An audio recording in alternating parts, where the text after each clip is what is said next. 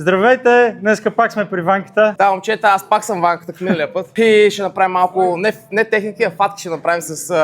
Фатки. С Джорджи, да. Имахме гост един много готин пич, Polish guy, черен план на всичките данове, показа интересни неща в петък, така че ще ви покажа едно от тях. Джорджи, моля да си долу, тъй като аз съм Ванката, имам шапка и очила. Ставам тук, момчето е станало така наречената костенурка, маса, или както иска на 4 крака. Искам да му забия едно много яко коляно в ребрата. Коляното, което е към главата, искам да му го забия в ребрата.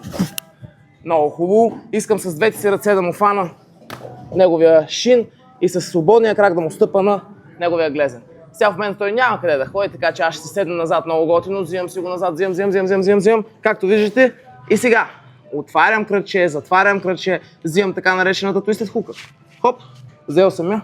Е това. От тук прибърквам с едната ръка, прибърквам с другата ръка, хващам си лактите, ако мога, и почвам да разпъвам. Леко. Мога да стъпа на глезна, леко. Ако е много корав и не ще да тапва, какво правя?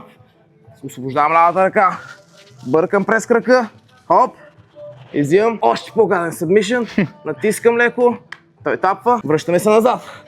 Имаме това нещо от тук, напъвам, той е много гъвкав, не може да тапне, ще му взема гръбче. Хоп. И сме в гръбче. Има един филм, между другото, не помня как се казва. Точно е така с кълбойци. Много добре се справят, правят любов. Така че от тук отиваме там, момчета. Ус.